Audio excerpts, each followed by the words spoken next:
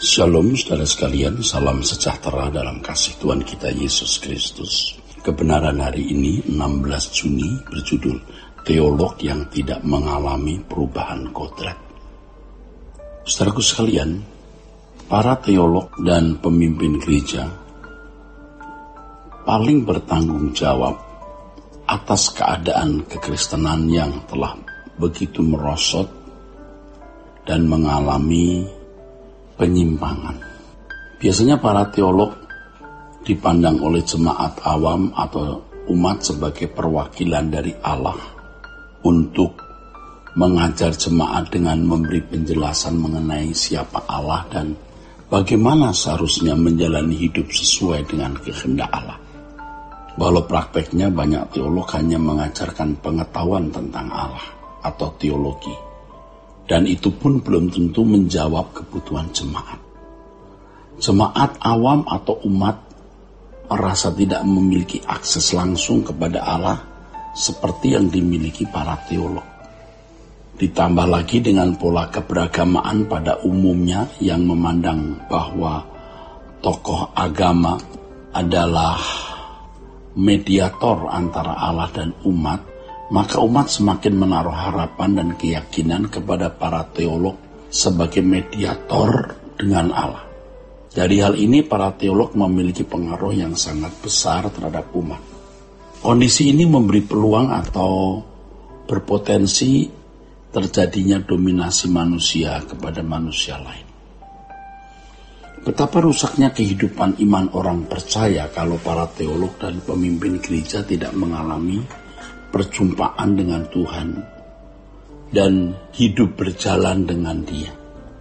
Teolog yang tidak mengalami perjumpaan dengan Allah dan tidak hidup berjalan dengan Dia menyusun doktrin atau sistematika teologi yang tidak mengubah umat, tetapi hanya mengisi pikiran dengan pengetahuan teologi. Mereka sendiri tidak mengalami perubahan kodrat. Bagaimana bisa membangun pemikiran yang berorientasi pada perubahan kodrat? Orang yang tidak mengalami perjumpaan dengan Allah tidak akan pernah mengalami perubahan kodrat sebanyak apapun ilmu teologi yang dimiliki, sebanyak apapun gelar yang disandangnya, dan setinggi apapun jabatan dalam sinode atau kepemimpinan di dalam gereja. Tidak sedikit para teolog yang memahami Allah hanya Allah di atas lembar-lembar halaman buku dan transfer knowledge di seminari atau sekolah tinggi teologi.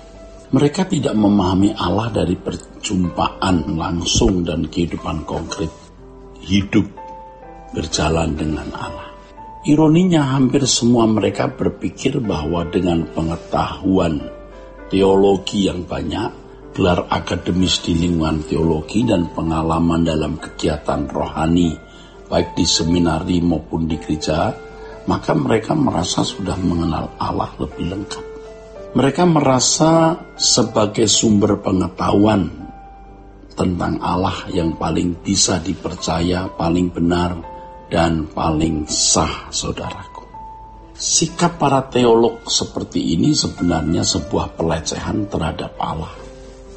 Mereka hanya memiliki pengetahuan tentang Allah dari buku dan pendidikan teologi, serta menalar Allah dengan pemahaman yang belum tentu benar, tetapi sudah merasa berhak mewakili Allah dengan memberikan keterangan mengenai Allah.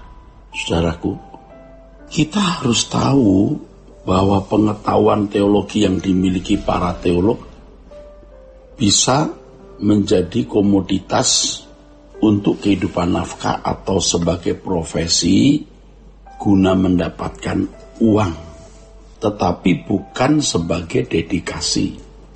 Sebab tidak mungkin mereka bisa berdedikasi kepada Allah yang tidak pernah dijumpai secara real dan tidak pernah hidup berjalan dengan Dia.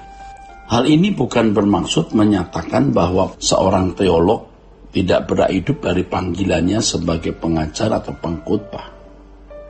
Tetapi kalau mereka tidak mengalami perjumpaan langsung dengan Allah, sehingga tidak mengalami perubahan kodrat, pasti mereka hidup dalam kewajaran seperti manusia lain yang menjadikan aktivitasnya sebagai profesi guna memperoleh uang atau keuntungan pribadi lainnya. Biasanya para teolog seperti ini cenderung meneliti pengajaran orang lain untuk melakukan kritik, kecaman, tuduhan sampai pada tingkat menghakimi, yaitu menyatakan orang lain atau gereja lain yang tidak sepaham dengan mereka sebagai orang Kristen atau gereja yang sesat atau bidat. Arogansi seperti ini bagi mereka adalah kebanggaan dan nilai diri, di mana melalui tindakan-tindakan tersebut mereka mengaktualisasi diri dan memperoleh nafkahnya. Nafkah di sini bisa berupa uang atau nilai diri. Dengan karakter semacam itu, mereka menjadi kurang menerima orang lain. Sebab menurut mereka orang-orang yang tidak sepaham dengan mereka, adalah sesat dan tidak layak dianggap sebagai saudara di dalam Tuhan. Ya, jadi ini berarti mereka yang tidak sama ajarannya dengan para teolog tersebut seperti anak-anak setan yang tidak perlu dihargai sama sekali. Kalau di abad-abad sebelum kita, orang yang dianggap sesat ini bisa dikutuk, dikucilkan, bahkan bisa dihukum mati, saudara. Biasanya para teolog seperti ini cenderung melakukan apologet terhadap agama lain yang menyerang ajaran Kristen. Bagi mereka tindakan itu sebagai pembelaan terhadap Tuhan. Mereka tidak atau kurang memahami bahwa apologet harus dilakukan dalam pimpinan Roh Kudus dengan cara dan waktu yang Allah kehendaki, bukan suka-suka sendiri.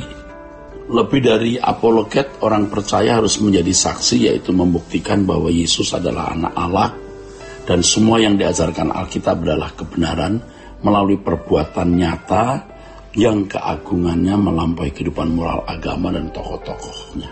Inilah yang dimaksud Yesus, kita menjadi saksi sampai ke ujung bumi. Bukan melalui perdebatan kata, tetapi melalui perbuatan nyata setiap hari, saudara. Kiranya kebenaran ini memberkati kita sekalian. Sola Gracia.